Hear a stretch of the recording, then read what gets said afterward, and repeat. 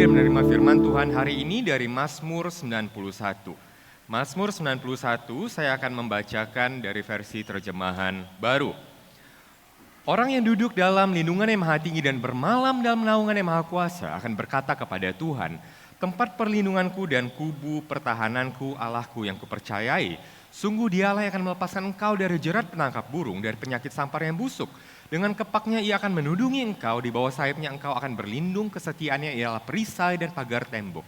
Engkau tak usah takut terhadap kedahsyatan malam, terhadap panah yang terbang di waktu siang, terhadap penyakit sampar yang berjalan di dalam gelap, terhadap penyakit menular yang mengamuk di waktu petang. Walau 1.000 orang rebah di sisimu dan 10.000 di sebelah kananmu, tetapi itu tidak akan menimpa engkau. Engkau hanya menontonnya dengan matamu sendiri dan melihat pembalasan terhadap orang-orang fasik. Sebab Tuhan ialah tempat perlindunganmu. Yang maha tinggi telah kau buat tempat perteduhanmu, malapetaka tidak akan menimpa kamu dan tulah tidak akan mendekat kepada kemahmu. Sebab malaikat-malaikatnya akan diperintahkannya kepadamu untuk menjaga engkau di segala jalannya. Mereka akan menatang engkau di atas tangannya supaya kakimu jangan terantuk kepada batu. Singa dan ular tedung akan kau langkahi, engkau akan menginjak anak singa dan ular naga. Sungguh hatinya melekat kepadaku, maka aku akan meluputkannya. Aku akan membentenginya sebab ia mengenal namaku. Bila ia berseru kepadaku, aku akan menjawab, aku akan menyertai dia dalam kesesakan, aku akan meluputkannya dan memuliakannya. Dengan panjang umur akan kukenyangkan dia dan akan kuperlihatkan kepadanya keselamatan daripadaku. Demikian firman Tuhan, silakan duduk saudara, selamat pagi. Selamat pagi. Ya, saudara, kita berada di tengah rangkaian khotbah dari seri Gospel Form Habits, di mana kita membaca Mazmur dan melihat bagaimana seharusnya kita hidup menurut Injil di dunia yang rusak oleh dosa ini untuk kemuliaan Allah. 2 khotbah terakhir, Pastor Sen sudah berbicara mengenai eat the book, menikmati Injil dan count your days, menghitung hari-hari kita. Dalam bagian ini kita melihat dari Mazmur 91, apa artinya berlindung dan tinggal di dalam Tuhan. Ini adalah salah satu pola kebiasaan yang harus kita pahami karena kita hidup di dunia yang rusak oleh dosa dan kita butuh yang namanya tempat perlindungan. Saudara, saya masih ingat ketika saya zaman sekolah minggu gitu saudara ya. Mazmur 91 ini salah satu ayat hafalan gitu saudara, bersama dengan mungkin Mazmur 1, Mazmur 23. Ini adalah pasal yang sangat berkesan. Kenapa saudara? Mazmur 91 menawarkan jangkar bagi hidup kita ketika banyak yang berasa tidak pasti. Kata-katanya indah, meyakinkan, menenangkan hati. Dan kata-kata ini menunjukkan ada perbedaan yang dibuat oleh kekristenan untuk hidup saya. Kata-kata ini mendefinisikan untungnya jadi orang Kristen itu apa sih? Nah, baca Mazmur 91 gitu kan saudara. Jadi jika Anda ikut Tuhan, Anda terbungkus dengan aman di dalam keselamatan yang Tuhan berikan dalam hidup Anda. Tapi semakin dewasa saudara, kita lihat ke sekeliling, saya lihat ke sekeliling kita, ada satu hal yang sebenarnya kok tidak nyambung gitu. Baik Anda orang Kristen atau bukan orang Kristen, hidup itu dasarnya sama aja saudara, secara kalau dilihat dari luar. Kalau Alkitab berkata, hujan turun pada orang benar dan orang tidak benar, berkat Tuhan turun pada orang benar dan orang tidak benar. Orang Kristen dapat diagnosis kanker juga, orang Kristen bisnisnya juga banyak yang gagal waktu resesi, keluarga Kristen juga banyak yang menghadapi tragedi. Tiba-tiba Mazmur 91 ini terasa hampa saudara. Janjinya tidak stabil, mungkin waktu hari-hari bagus itu terasa benar, tapi waktu hari-hari gelap tidak terasa benar. Dan ini bisa membawa kita ke suatu krisis iman. Bisakah kita mempercayai Mazmur 91? Bisakah kita benar-benar mempercayai Alkitab? Nah, untuk menjawab ini saudara, sebelum kita ajukan pertanyaan ini dan bahas lebih lanjut, izinkan saya membawa Anda ke bagian lain dari Alkitab, di mana Mazmur 91 ini pernah dikutip saudara. Ingat tadi di ayat 11-12 dikatakan, sebab malaikat-malaikatnya akan diperintahkannya kepadamu untuk menjaga engkau dari segala jalanmu. Mereka akan menatang engkau di atas tangannya supaya kakimu jangan terantuk kepada batu. Singa dan ular tedung akan kau langkahi, engkau akan menginjak anak singa dan ular naga. Itu Mazmur 91. Nah, di Matius pasal 4 dikatakan, ada seseorang yang berkata kepada Yesus, jika engkau anak Allah, jatuhkanlah dirimu ke bawah, sebab ada tertulis mengenai engkau, ia akan memerintahkan malaikat-malaikatnya dan mereka akan menatang engkau di atas tangannya supaya kakimu jangan terantuk kepada batu. Ada yang mengutip Mazmur 91 di Perjanjian Baru. Siapa itu saudara? Iblis saudara yang mengutip Mazmur 91. Jadi saudara, iblis pun hafal Mazmur 91. Ia menggunakannya untuk mencobai Yesus supaya Yesus menguji Allah untuk memaksa Allah memberikan mujizat perlindungan ketika dia terjun dari bait Allah. Dan ini pertanyaan untuk kita hari ini. Jika kita baca Mazmur 91 hanya untuk kenyamanan diri kita sendiri, sebagai jimat buat menuntut Allah, menuntut supaya hidup kita mudah, gampang, kita tidak membaca seperti Yesus, kita membaca seperti iblis gitu saudara ya. Jadi mungkin alasan kenapa Mazmur ini kadang terasa begitu hampa bagi sebagian kita, bukan karena firman-Nya itu tidak benar, tapi karena mungkin kita telah menggunakannya dengan diri kita sebagai pusat dari Mazmur itu, diri kita sebagai pusat dari cerita itu. Karena itu hari ini saya ingin mengajak saudara untuk melihat Mazmur ini dengan cara yang berbeda. Bukan sebagai cara untuk menghindari segala penderitaan, tetapi sebagai hal yang justru memberikan kita keberanian dan kekuatan untuk menghadapi apapun yang terjadi di dunia yang rusak oleh dosa ini. Kita akan membagi teks ini menjadi 4 bagian dan melihat bagaimana kita dapat berhenti meromantisasi Mazmur 91 dan memahaminya sebagaimana Yesus ingin kita membacanya. Ada 4 hal yang akan kita lihat saudara. Pertama adalah who. Siapa? Kepada siapa janji ini ditujukan dari ayat 1 sampai 4. Jadi siapa? Kedua, apa yang sebenarnya dijanjikan dari ayat 5 sampai 10. Ketiga, mengapa janji ini diberikan dari ayat 11 sampai 13. Dan keempat, bagaimana kita tahu kita akan terima janjinya dari ayat 14 sampai 16. Jadi kita akan bertanya, untuk siapa janjinya, apa yang dijanjikan, mengapa janji ini diberikan, dan bagaimana kita bisa yakin kita menerimanya. Jadi kita mulai dari poin yang pertama, kepada siapa janji ini diberikan. Ayat 1 sampai 2 mengatakan, orang yang duduk dalam lindungan yang maha tinggi dan bermalam dalam naungan yang maha kuasa akan berkata kepada Tuhan, tempat perlindunganku dan kubu pertahananku, Allahku yang kupercayai. Saudara, kita mulai membaca Mazmur 91 dengan satu pertanyaan tentang identitas. Untuk siapa Mazmur 91 ini janjinya berlaku? Di dalam bahasa Inggris saudara, orang yang duduk dalam lindungan yang maha tinggi itu adalah he who dwells in the shelter of the Most High. Dan bermalam dalam naungan yang maha kuasa dikatakan dia yang abide in the shadow of the Almighty. Ada 2 kata itu duduk dan bermalam, atau bahasa Inggris ada dwell saudara untuk berdiam, tinggal, dan abide gitu saudara ya. Jadi janji ini diberikan kepada mereka yang berdiam, tinggal di dalam naungan yang maha kuasa. Apa artinya tinggal saudara? Apa artinya dwell in the Lord? Apa artinya tinggal di dalam Tuhan? Tinggal itu artinya saudara menetap, saudara menghuni, saudara menempati itu sebagai tempat kediaman saudara. Tempat kediaman saudara berarti itu tempat menetap saudara secara permanen saudara. Tinggal dan berdiam di tempat perlindungan yang maha tinggi, dalam lindungan yang maha tinggi, artinya Tuhan adalah tempat tinggal utama saudara. Dia your primary residence. Artinya saudara menjadikan Tuhan sebagai pusat kehidupan saudara, pusat kediaman saudara. Apa artinya saudara? Ketika Tuhan adalah tempat tinggal utama saudara, Tuhan adalah sumber penghiburan utama saudara. Ketika hidup menghantam saudara dengan keras, kemana saudara lari pertama-tama? Rumah saudara ada di mana? Apakah Tuhan yang menjadi tempat yang Anda tuju pertama-tama? Ataukah teman saudara, pasangan saudara, suami istri saudara, hobi saudara, makanan favorit saudara, atau kecanduan rahasia saudara? Tuhan, ketika Tuhan menjadi tempat kediaman utama saudara, maka dialah tempat saudara berteduh pertama kali ketika badai melanda dalam hidup.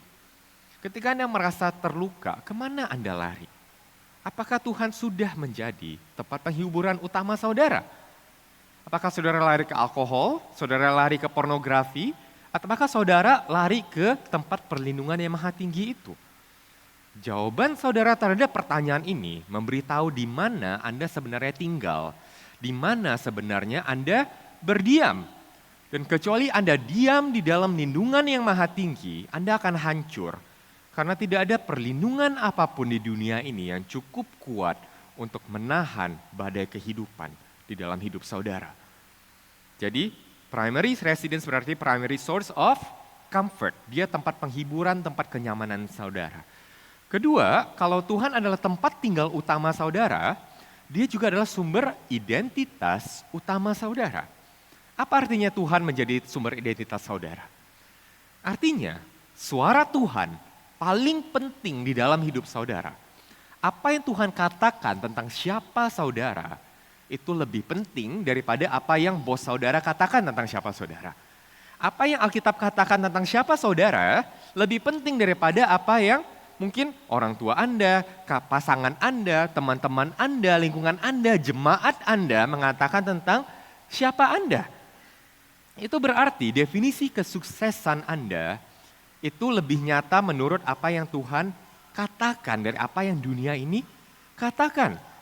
Definisi kesuksesannya itu lebih nyata daripada sekadar prestasi Anda, rekening bank Anda, bisnis Anda, karir Anda. Yang mendefinisikan Anda adalah apa yang Tuhan katakan tentang siapa Anda. Nah, di mana sumber identitas saudara? Itu menentukan atau memberitahukan kepada saudara tempat tinggal saudara sebenarnya ada di mana. Apakah saudara tinggal di bawah lindungan yang maha kuasa atau saudara tinggal di dalam apapun yang dunia ini katakan tentang siapa saudara. Kecuali Anda tinggal di dalam lindungan yang maha tinggi, satu hari nanti Anda akan hancur. Kenapa saudara? Dunia ini begitu berisik saudara. Mereka dunia ini memberitahu Anda, oh Anda tuh seperti ini, Anda tuh harusnya jadi seperti ini. Kalau mau bahagia, lihat aja Instagram seperti apa. Kalau mau sukses, lihat aja LinkedIn itu seperti apa. Kalau Anda mau merasa berarti, saudara lihat ini definisi dunia tentang apa artinya menjadi orang yang sukses. Kecuali Anda berlindung di satu suara yang tidak berubah sepanjang masa, satu suara yang abadi, kekal dan kuat mendefinisikan siapa hidup Anda. Satu hari bisikan itu akan menghancurkan Anda dari dalam. Di mana sumber identitas saudara? Dan bukan hanya identity, tapi juga security saudara. Ketika Tuhan yang menjadi tempat tinggal utama saudara, sumber rasa aman saudara berasal dari Tuhan. Bukan dari stabilitas ekonomi, keamanan lingkungan tempat Anda tinggal, kepastian tentang kesehatan saudara seperti apa. Jika Tuhan adalah tempat tinggal utama Anda, Dia kekal dan tidak tergoyahkan. Maka Anda pun tidak tergoyahkan. Jika kenyamanan Anda ada di apa yang Anda miliki dan Anda lihat itu hancur, itu semua bisa diambil daripada Anda. Ketika itu hancur, maka Anda juga hancur. Tapi ketika Anda menempatkan tempat tinggal Anda, pusat kehidupan Anda di Tuhan yang tidak berubah dan tidak pernah hancur, tidak bisa dihancurkan, mungkin saudara bisa melihat begitu banyak dihancurkan di dalam hidup saudara, tapi engkau tidak akan hancur. Kenapa? Karena Tuhan saya aman, Tuhan saya tidak berubah. Itulah hal yang membuat kekristenan berbeda. Itulah faktor di mana orang yang hidup dengan Tuhan dan tanpa Tuhan bisa berbeda, saudara. Mungkin bagi orang di luar sana mereka merasa, oh saya mendingan jadi ateis saja, tapi that's not necessarily like a good solution.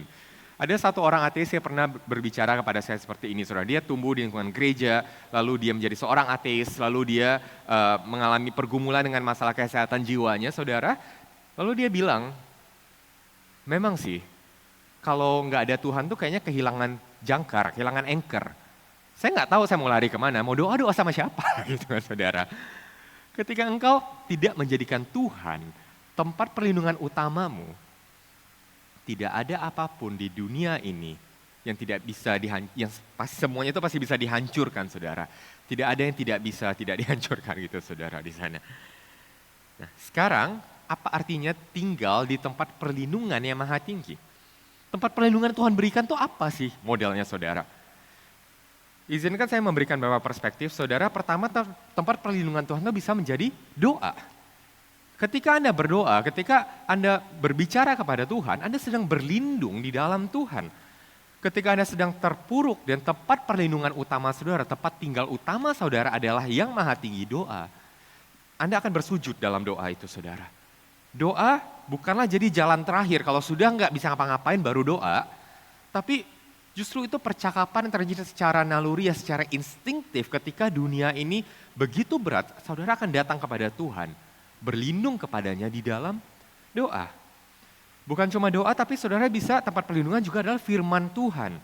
Ketika Anda sedang terpuruk, tapi Anda tinggal di bawah naungan Tuhan, Anda akan datang kepada firman-Nya, Anda akan melihat apa yang Alkitab katakan tentang siapa saudara, siapa itu Tuhan, dan Anda tidak hanya akan mengunjungi Alkitab buat mendapatkan kutipan-kutipan yang menguatkan, tapi Anda hidup Anda tinggal di dalam janji yang diberikan Alkitab. Anda melihat apa yang Tuhan katakan tentang siapa Anda dan membiarkan Alkitab firman Tuhan mendefinisikan siapa Anda. Dan ketiga saudara, naungan Tuhan tentu juga bisa berupa tentang umatnya, tentang gereja Tuhan. Ketika Anda terpuruk dan Anda tinggal di bawah naungan yang maha tinggi, Anda akan berbagi beban saudara dengan saudara-saudari Kristus di dalam gereja ini. Ketika Anda terpuruk, Anda tidak lari dari gereja, Anda tidak lari dari komunitas. Justru Anda semakin mendekat ke komunitas itu, saudara. Anda berbagi beban, saudara, karena gereja adalah benteng yang Tuhan berikan kepada kita ketika hidup ini ketidakpasti. Tuhan memberikan perlindungannya kepada kita melalui berkat keluarga Allah. Satu sama lain di dalam kehidupan bergereja. Dan itulah mengapa saudara, pemazmur bisa dengan begitu yakin mengatakan di ayat 4. Sungguh dialah yang akan melepaskan engkau dari jerat penangkap burung, dari penyakit sampar yang busuk. Dengan kepaknya yang akan menudungi engkau di bawah sayapnya. Engkau akan berlindung, kesetiaannya ialah perisai dan pagar tembok. Saudara, mereka yang diselamatkan, dilindungi Tuhan adalah mereka tetap berada di bawah naungan Tuhan, di bawah kepak sayapnya Tuhan. Tapi saudara, hidup di dunia modern, kebanyakan kita tuh nggak mau diam, saudara. Kita tidak mau berdiam di dalam apapun. Kita tidak minta Tuhan lingkupi aku dengan sayapmu, tapi kita katakan kepada Tuhan, Tuhan saya mau sayap saya sendiri supaya saya bisa terbang gitu kan saudara. Kita hidup di dunia modern di mana kita tidak suka berdiam di bawah naungan seseorang, di bawah naungan Tuhan. Kita mau independen, kita mau otonomi saudara. Kita hidup di budaya yang check in sama check out gitu saudara. Kita ingin tempat perlindungan, kita ingin batu loncatan, kita mau sayap kita sendiri supaya kita bisa pergi kemanapun, hidup bagaimanapun kita mau, lakukan apapun yang kita mau otonomi saudara. Kita mau melakukan semua itu dan kita hanya cari Tuhan ketika hidup sudah berat, ketika hidup sudah jatuh gitu kan saudara. Bukannya berdiam di bawah naungan, bukannya menjadikan Tuhan tempat tinggal kita, Tuhan itu kayak hotel saudara buat kita. Kalau Tuhan jadi kayak hotel gimana saudara? Artinya kita tidak memperlakukan Tuhan sebagai tempat tinggal utama kita. Itu hanyalah rumah liburan, itu cuma Airbnb. Jadi kalau kehidupan nyata saudara ini lagi suntuk, kehidupan nyata saudara lagi bosen, lagi stres, saudara butuh penghiburannya, saudara pergi ke staycation gitu kan saudara. Kebanyakan orang Kristen memperlakukan Tuhan itu kayak Airbnb, memperlakukan Tuhan kayak hotel gitu saudara. Bagaimana kita tahu saudara? Tadi Tuhan melindungi umatnya lewat apa? Doa, lewat firman-Nya, lewat gerejanya. Bagaimana Anda memperlakukan kehidupan doa Anda? Jika Anda hanya berdoa waktu hidup terasa sulit, berarti doa itu kayak hotel saudara. Kalau sulit, butuh refreshing, saudara baru berdoa. Bagaimana Anda memperlakukan pembacaan firman saudara? Kalau Anda baca firman Tuhan waktu lagi krisis, berarti firman Tuhan hanya dikunjungi waktu Anda butuh sesuatu. Dan gereja Tuhan, bagaimana Anda memperlakukan gereja yang telah diberikan Tuhan sebagai sarana kasih karunia, tempat perlindungannya. Saudara, jika Anda memperlakukan gereja, komunitas orang-orang yang telah Allah tempatkan di sekitar Anda seperti hotel, Anda tidak akan pernah merasakan perlindungan benteng Tuhan itu seperti apa saudara. Di hotel, kalau servisnya jelek, ya Anda check out, Anda cari hotel lain gitu kan saudara, Anda keluar. Tetapi kalau saudara melihat ini sebagai fortress, benteng yang Tuhan berikan kepada saudara, ketika hidup terasa sulit, Anda juga tidak lari, Anda justru berpegang lebih erat, masuk lebih dalam ke dalam komunitas, dan Anda saling menguatkan satu sama lain. Namun kenyataannya di budaya yang penuh dengan konsumerisme di abad 21, di mana setiap daripada kita dilatih oleh berbagai marketplace, untuk menjadi konsumen, membeli lebih banyak, lebih cepat, diantar ke rumah dan lain sebagainya, gereja pun punya banyak konsumen, saudara. Jadi banyak yang datang ke gereja mencari tempat perlindungan benar, tapi gereja dilihat seperti hotel. Cari fasilitas musiknya, cari fasilitas trainingnya, cari komunitas program-program anaknya, which is nggak salah, saudara. Anda bisa menemukan itu di dalam gereja. Tapi kalau yang Anda inginkan adalah layanan kedamaian dan kenyamanan tadi, begitu itu tidak nyaman, begitu itu membosankan dan tidak bermanfaat lagi bagi Anda pergi begitu saja. Anda memperlakukan gereja dan komunitas yang Allah berikan benteng itu dengan begitu gampang dan begitu enteng, saudara. Ketika Anda pergi begitu saja saat itu tidak lagi bermanfaat bagi Anda sedang mencoba menggunakan Tuhan, umat Tuhan dan gereja Tuhan hanya untuk naungan dan kenyamanan Anda. Ingat saudara, setan pun mengutip Mazmur 91 untuk menggoda Yesus untuk menggunakannya untuk kenyamanannya, untuk keuntungannya sendiri, saudara. Jika Anda menggunakan perlindungan Tuhan hanya untuk keuntungan Anda sendiri, dengan syarat-syarat Anda sendiri, bagaimana Anda berbeda dengan setan gitu, saudara? Setan juga ingat Mazmur 91 seperti apa. Ketika Anda memperlakukan perlindungan yang maha tinggi, baik kehidupan doa Anda, pembacaan Alkitab Anda, dan keanggotaan gereja Anda, bagaimana Anda memperlakukannya menunjukkan bagaimana Anda memperlakukan Tuhan itu sendiri, saudara. Dan untuk siapa janji ini diberikan? Untuk orang yang tinggal di dalam perlindungan yang maha tinggi. Jika Anda memperlakukan perlindungan yang maha tinggi menjadi hotel yang maha tinggi, ketika Anda memperlakukan kehidupan doa Anda, pembacaan firman Tuhan Anda, dan gereja Anda hanya seperti hotel, saudara, maka janji ini mungkin tidak berlaku bagi saudara. Itu poin pertama, saudara. Kita lihat kepada siapa janji ini diberikan. Dan kedua, kita melihat kepada what, apa yang sebenarnya dijanjikan. Saudara, jika Anda membaca Mazmur 91, artinya itu Anda tidak akan pernah sakit, tidak pernah jadi korban kejahatan, Anda tidak akan kehilangan orang yang Anda cintai, maka Mazmur ini itu bohong, saudara. Kenapa? Banyak orang Kristen yang saleh meninggal waktu COVID, saudara. Banyak misionaris matinya apa? Martir, saudara.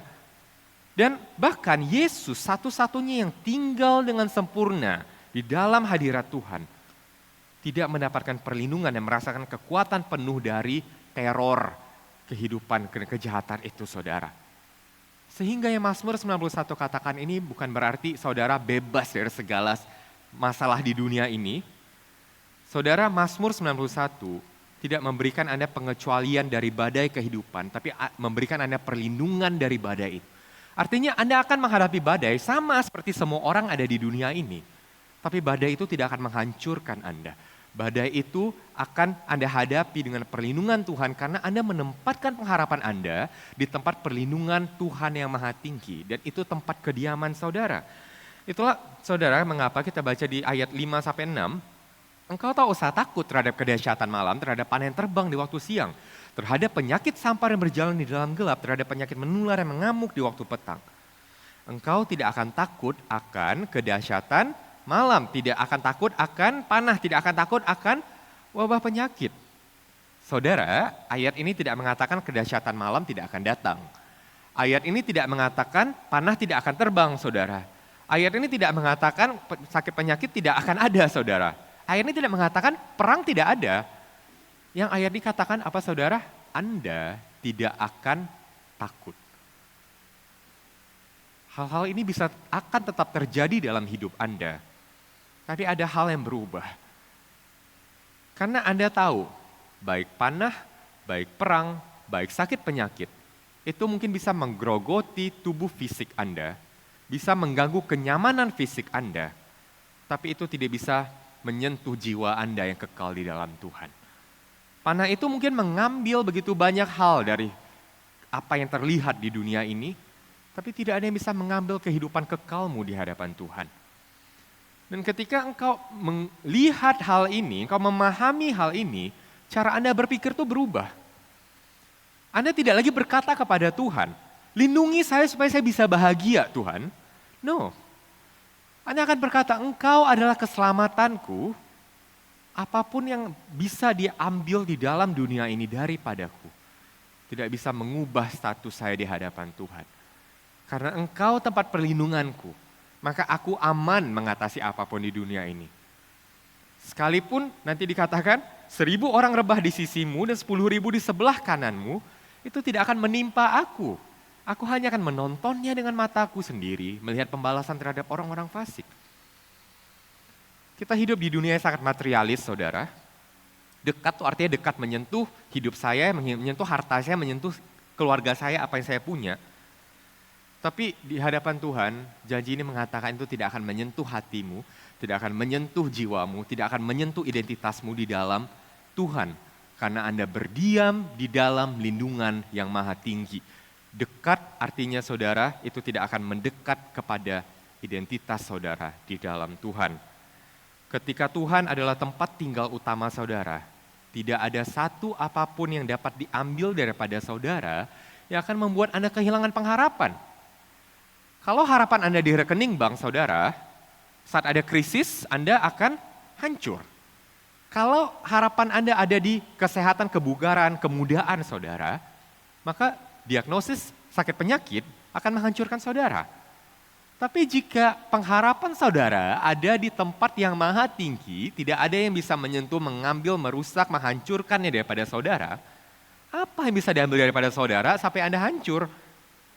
Maka pertanyaannya ketika kita membaca Mazmur ini, di mana Anda berdiam, itu menentukan apakah Anda aman atau tidak di dalam hidup ini.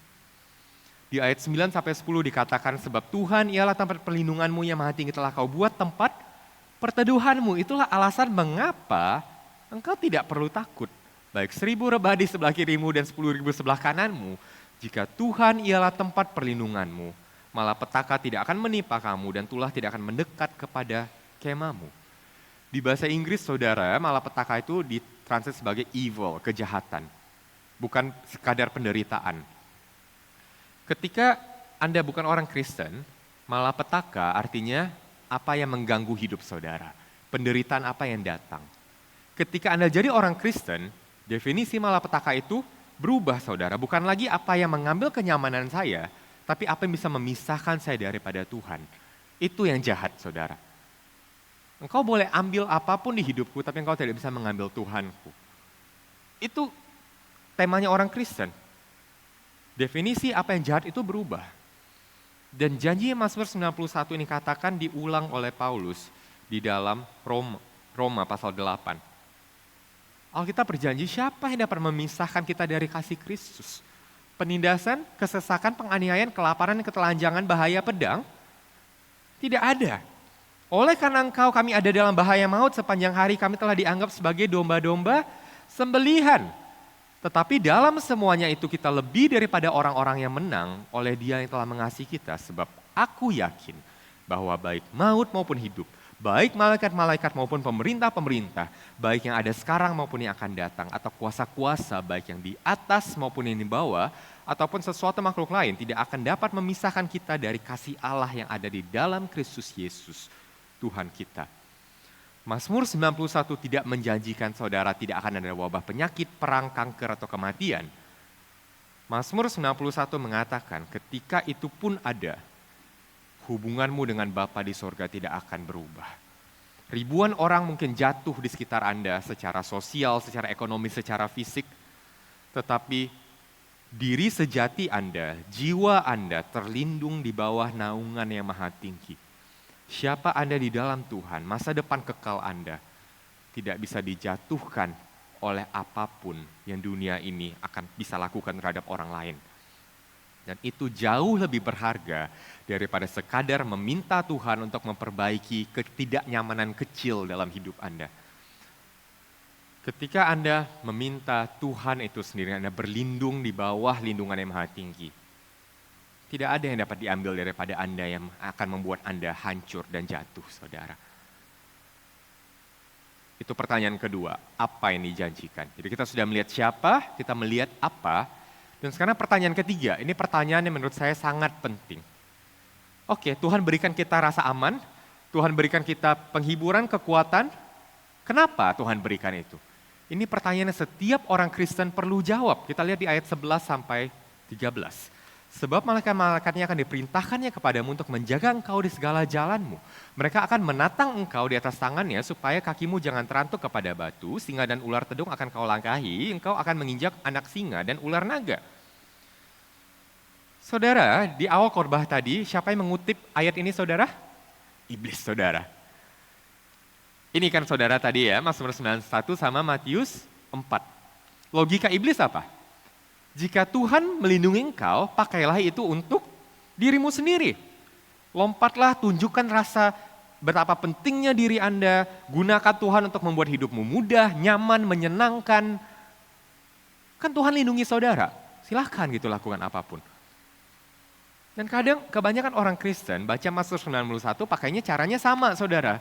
Kita baca, oh malaikat akan menjaga kita. Kita berpikir, oh ya kenapa? Supaya tidak ada lagi batu kesulitan di hidup yang perlu saya hadapi. Tuhan akan membuat semua jalan saya mulus. Tapi jika kita baca ayat ini seperti itu, apa bedanya dengan cara iblis membaca ayat 11 ini saudara? Apakah Yesus tergoda dengan cara iblis membaca Mazmur 91? No. Apakah Yesus melompat saudara? Tidak. Kenapa saudara? Karena Yesus tahu bahwa perlindungan Tuhan diberikan bukan untuk mengabulkan keinginan hati kita yang berdosa, tapi untuk menopang kita supaya kita bisa tetap taat kepada Tuhan. Saudara bisa baca ayat yang sama, tapi endingnya berbeda saudara. Kalau saudara lihat ayat 11, dikatakan sebab malaikat-malaikatnya yang akan diperintahkannya kepadamu untuk menjaga engkau di segala jalanmu. Ketika saudara baca Mazmur 1 atau baca di sepanjang Alkitab, ketika berbicara jalan, itu berbicara tentang bagaimana apakah engkau akan menaati Tuhan di jalan-jalanmu atau engkau akan lari dari jalannya Tuhan.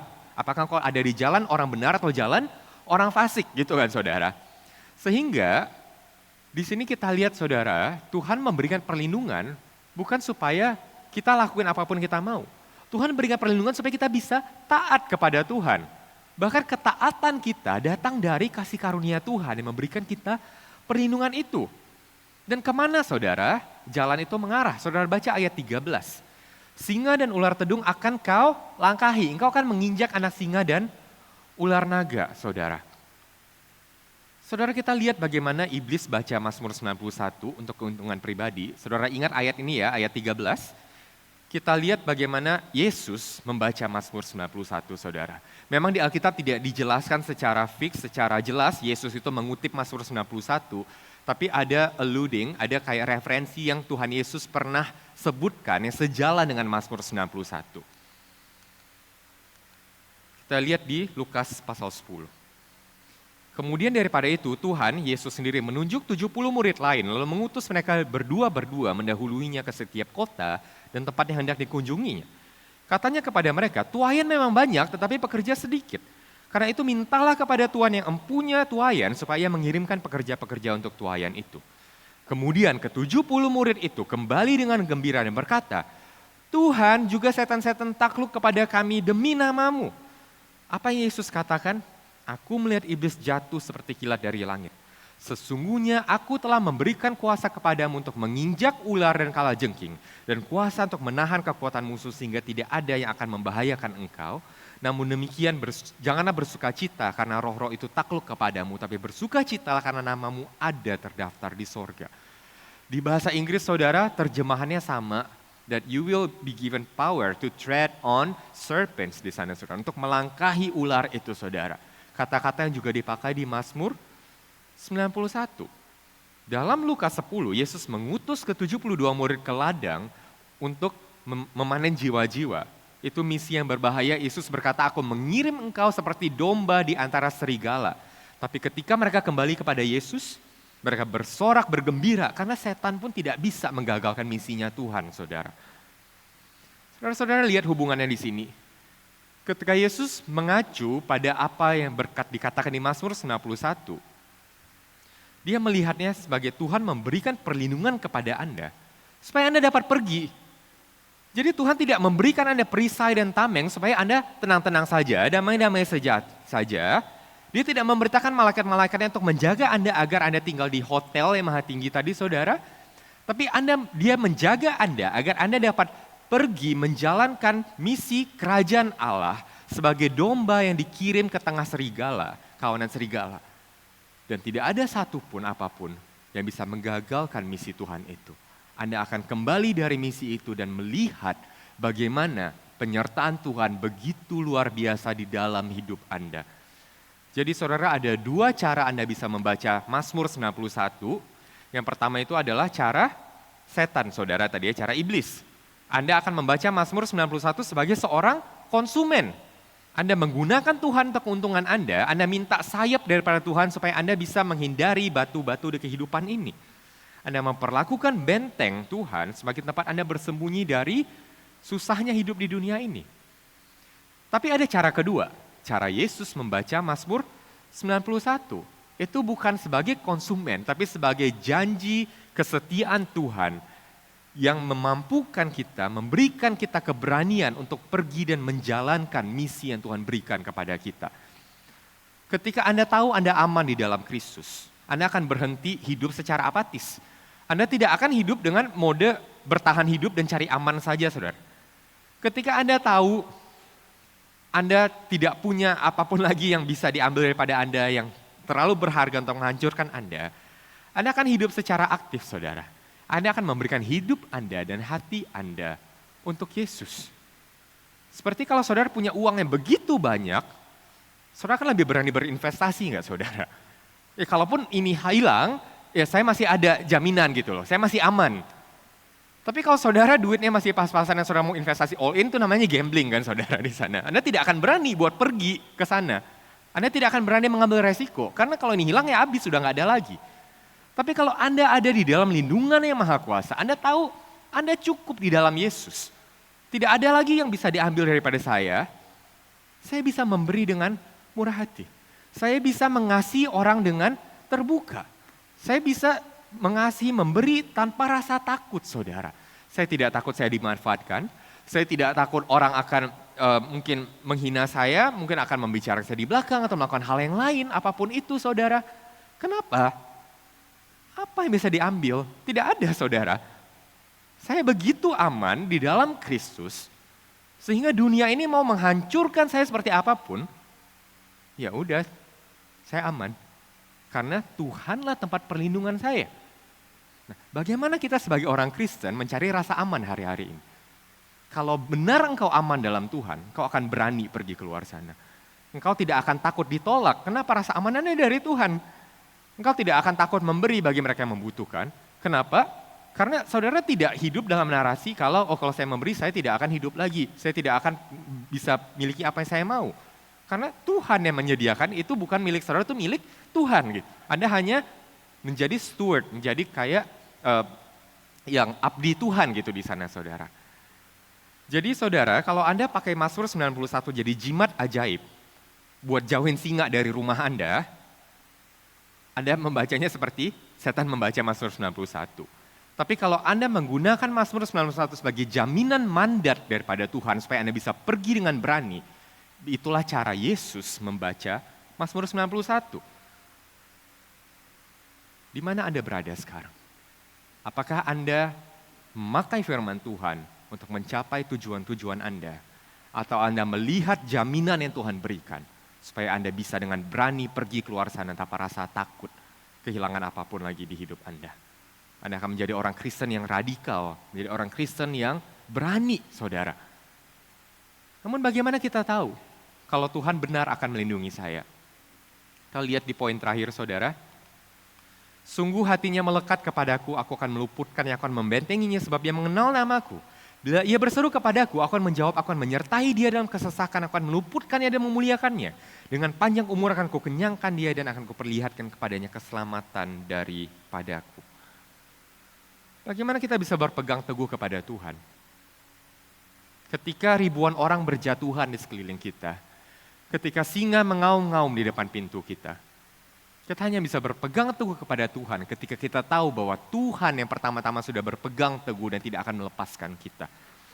Dan inilah janji Injil di Mazmur 91. beberapa abad setelah Mazmur 91 ditulis, ada sesosok figur yang berpegang teguh kepada Allah, yang hidup dengan sempurna di hadapan Tuhan. Di Taman Getsemani dia berseru dalam kesusahannya, meminta kepada Tuhan buat cawan itu lalu daripadanya.